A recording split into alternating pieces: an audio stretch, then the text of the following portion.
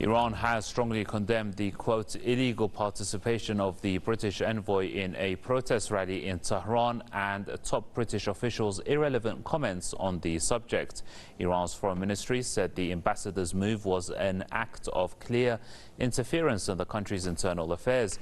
The ministry urged the British embassy to end all acts of provocation and meddling, warning that the issue will not be resolved with a simple summons if embassy staff repeat such moves ever again.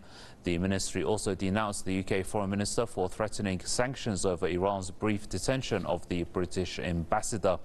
In addition, Iran's foreign minister took to Twitter slamming the UK for, quote, parroting US line and blindly abetting its terrorist adventurism in the region. Iranian officials earlier said the British ambassador had provoked protesters during a rally outside Amir Kabir University in Tehran.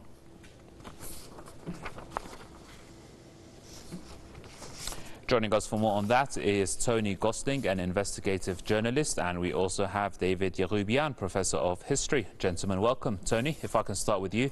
Iran essentially accusing the United Kingdom of intervention and provocative measures. What's your reaction on that?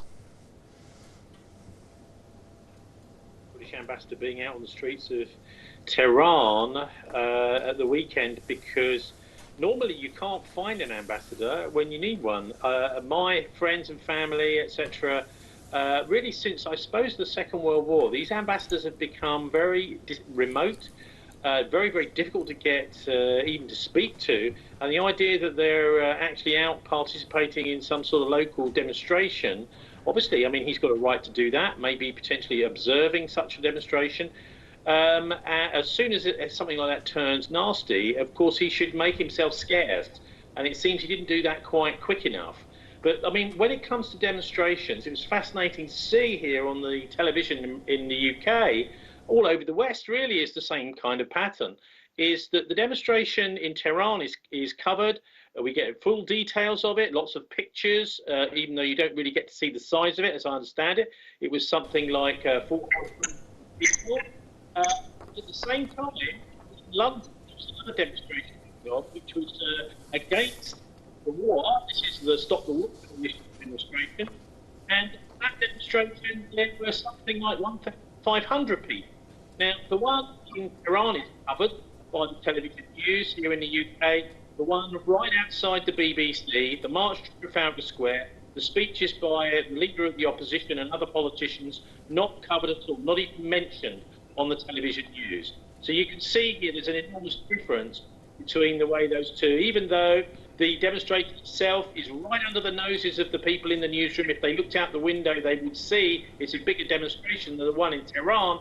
They are not interested in covering it. And I always say the most important news is the news that the BBC tell you nothing about, because they hope that you just simply will not be aware that it's even happened. And that's the power of the media here in the West, is they focus on whatever it is that they want to be the story. I used to get told as a BBC journalist myself, sorry, Tony, that's the wrong story. And that's the story of Saturday's demonstration here in London, is it was the wrong story. That's the way they see it.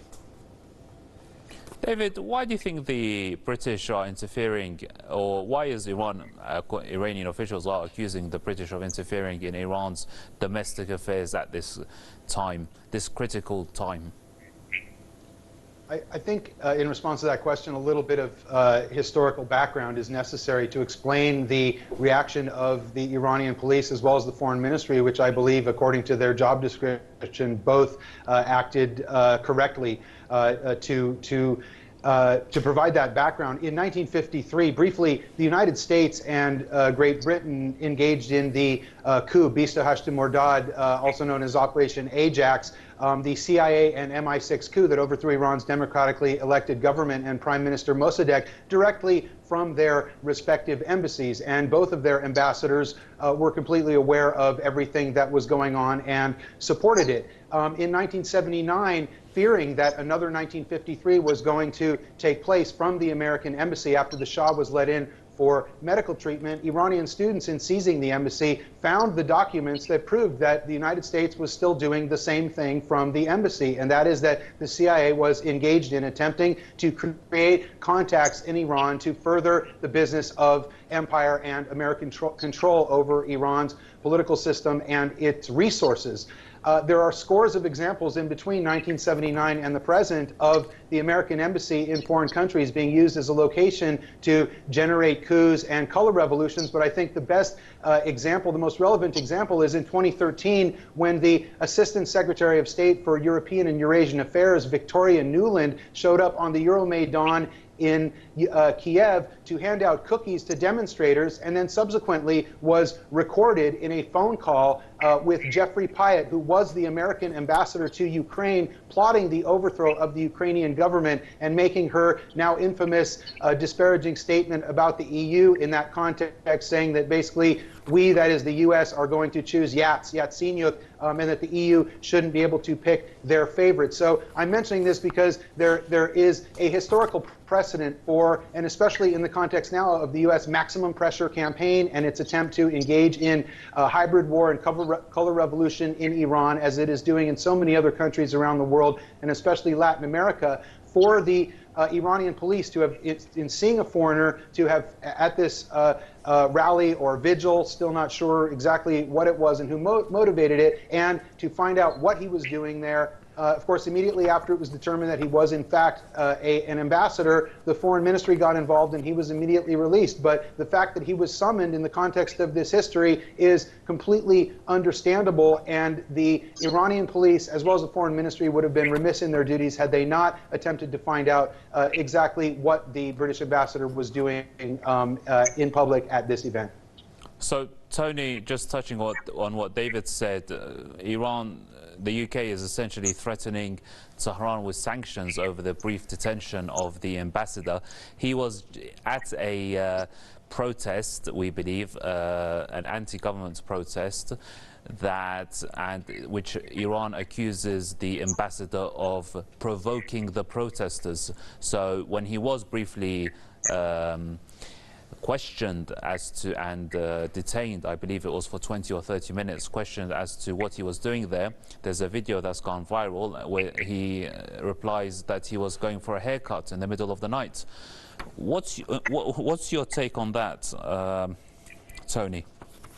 Well, I mean, I think if he wishes to have a haircut at 1 o'clock in the morning, then that's his right as a citizen of Iran. That's a free society. But then, of course, if he's at a demo which is considered problematic, where it's people, I mean, for example, this is happening all the time in France, where someone is even near a demo, then they're liable to be detained or arrested by the French police. This is what happens all over the world.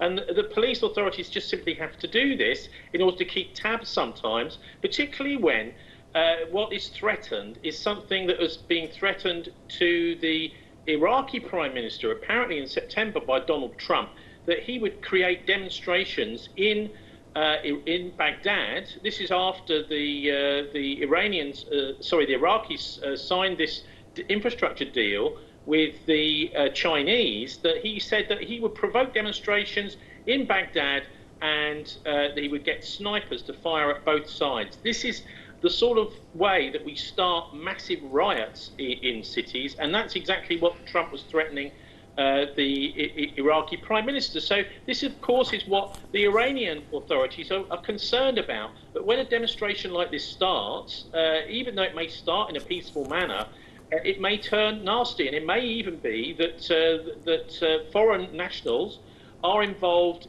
with small arms in starting firefights at such demonstrations.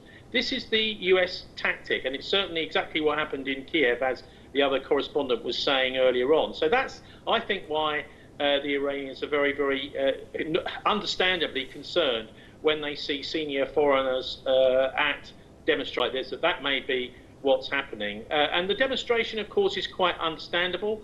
Who is responsible for PS 752, the 737 that came down? I think most people around the world think it's Donald Trump that's responsible for increasing all these tensions. I would suggest perhaps the Iranian Civil Aviation Authority perhaps should have closed the airspace with the heightened tension. That's completely, but it's easy to say that after the event. Of course, the Ukrainians should have done exactly the same at the time of the downing of MH17, the Malaysian airliner that came down in Ukraine. I think countries have got to be a little bit more, shall we say, quick to close civilian airspace when there is the heightened tension or whether there's some sort of conflict going on the ground. They seem to be very, very good at closing it for volcanic ash clouds, but not good enough when it looks like there may be, potentially tensions aroused by whether it's a Donald Trump assassination or whether it's the civil war that was going on in the east of Ukraine at the time of the MH17 plane. I'd like to see a little bit more safety from the civil aviation authorities all around the world, watching out for the passengers, that this sort of thing doesn't happen again. So, David, very quickly, if you can, on the issue of demonstrations, Tony is mentioned that there. We see demonstrations around the world. They occur in every single country. When they happen in Iran, you see it on front news, headline news on major mainstream media in the West and some Persian Gulf monarchies in the region. Why do you think that is when it comes to Iran, but not, for example, Paris? We've seen protests every Saturday against the government, and yet Donald Trump says there's protests every Friday, whereas the fact in Tehran, but the truth of the matter is they're occurring on a regular basis in Paris on a Saturday, but we never hear about that. Indeed, and just in short, I completely agree with Tony in his introductory comments regarding the way that the Western, let's say British and American mainstream media frame a topic, and this is, of course, theoretically elaborated on in Noam Chomsky and Edward Herman's Manufacturing Consent.